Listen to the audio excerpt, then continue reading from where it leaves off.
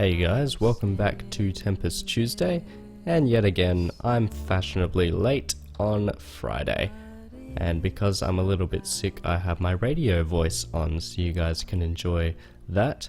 So I've started adding some ultra enchantments. To do this, you need to create a very expensive enchantment altar with a crafting recipe here, and then you can create your enchanted things by surrounding 8 emeralds around the choice that you have. Now I think this is a little bit cheap considering that emeralds are very renewable, but we'll see what you guys think in the comments. Anyway, for now there are 8 enchantments you can find on boots. I'm planning on having the same enchantments on chest plates, leggings and helmets, but the only difference will be how it's activated. The boots are activated by sneaking, leggings jumping, chest plates by attacking, and helmets will be always active, however they will be extremely expensive. Also, to stop you from activating these accidentally, you can have an emerald here and hold that in your offhand. I haven't added a crafting recipe for this yet, but I will, just for now it's in the chest. So the only way to actually activate your abilities is by having this in your offhand. Let's grab our lightning boots here and grab a creeper. So as you can see, if we just have this in our offhand, nothing happens. But if we have our lightning boots on and then hit it, nothing happens again. However, if we equip this and then sneak, you can see it works. You can also petrify mobs, like so. Let's grab out our levitation boots. As you can see, I haven't named these enchantments yet, so you guys can suggest those in the comments as well. Let's grab our levitation boots, and it does exactly what you expect. It levitates the mobs. Doesn't actually give them the potion effect, instead it just gives them a motion tag. Yay, so it allows that to happen. Let's get rid of those. Let's grab our explosive boots. These are the most dangerous because if you get too close, then you'll take some serious fall damage. So you got to make sure that they're quite a distance away in order for this to work. Extremely dangerous, extremely effective. Let's go over here and grab our fire boots. This one's probably the most boring, but it isn't useless. Just burns mobs, really. And then we have frost. Frosty, this one's a little bit more useful. It gives a wither effect, slows them down and also weakens them. I think the damage effect is a little bit overpowered, but we'll see how that goes as well in the future. Let's grab our grave digger boots, and this, oh yep, it's activated immediately.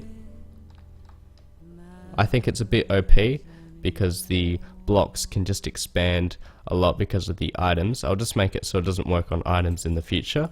Let's pretend this never happened. And then let's grab our final ones, our sinking boots. These aren't going to be the only 8 enchantments, we're going to add more in the future. There we go. That one's a bit overpowered as well, so I might make it happen a lot slower. I've also added a bunch of textures. This is the new growth aura. This is what it looks like at the moment. Nice gold with green fire. Sand sifter, which looks a little bit like the block breaker, except it looks sandier and it has a different animation on top. The block transformer.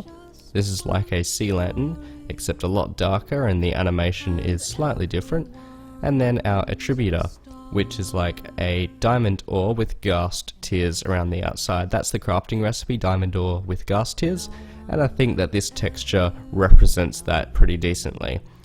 Also, a word on custom sounds. We are going to be adding some custom sounds in the future. And also, our attribute gems have a few textures as well. Stern brick, here's our Akka fist, heavy brick, bronze fist, sacra flint, crumble brick, vibrant fist, and demon flint. So you can enjoy those as well. And the macerator has some things added to it as well. I'll post a list of those on the screen right now so you can take a look at the conversions you can make. Now let's showcase some modules made by my good friend TPC Bonehound. Here are some of the things he's been working on. Let's start with the Ender Menace. Oh, here we go. Here's an Ender Menace. Holds an ice block, so when he places it down, it has a chance to put out torches if there are torches nearby, because the ice will melt and then the water will put out the torches. And so when an Enderman spawns, you get teleported to it. Now this guy will only spawn if there are 9 or 8 Endermen in the world. I think it's 8. So you actually have a reason to kill Endermen now, because if there are too many in your world, you will have to face this guy. And the Enderman does a lot of things actually. Let's see. It powers creepers. It turns skeletons into wither skeletons, turns zombies into baby zombies, and it poisons villagers. It truly is an Ender Menace for a reason. And before anyone asks, no, this is not what the modules are going to look like when they're completed. I will make sure I take these two and put it into my less laggy machine. Entity-less, no falling sands, no randomizer, stuff like that. And the slow clocks will be added. By the way, if you're wondering what this is a method I think will reduce lag for big modules like this, and I will be covering this in tomorrow's video. Now, let's take a look at these things. These are charms, and you can only find them by looting things or killing mobs. So let's take a look at the charms. Some of them are pretty self-explanatory, but some of them I'll have to go over. So, let's start with the fire charm. You throw this down, and it spawns a little ring of fire which will disappear after a while.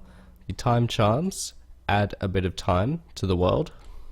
The web charms make it so you can cast a web. The wind charms kind of just teleport you up a little bit. The creeper charms, as you can imagine, will remove creepers from your world. This is one of my favorite ones, not because of the use, but just the way it looks is very beautiful. Then we have our spider charm. So let's grab some cave spiders.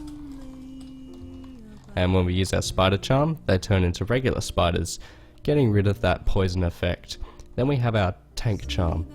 We are extremely slow, but we are also extremely fast and resistant to many attacks. As you can see, I can one-shot all of these spiders, and that's why it's called the tank charm. Then we have a Golem Charm.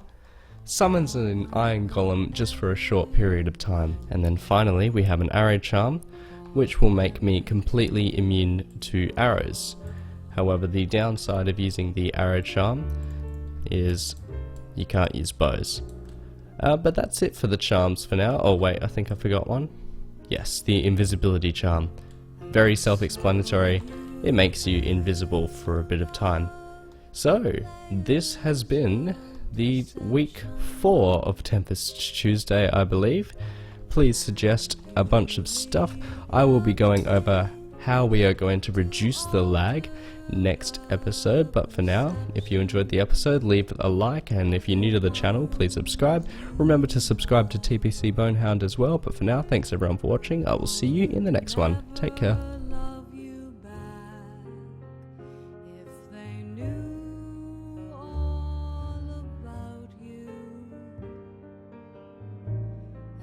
Solitary fact and the sadness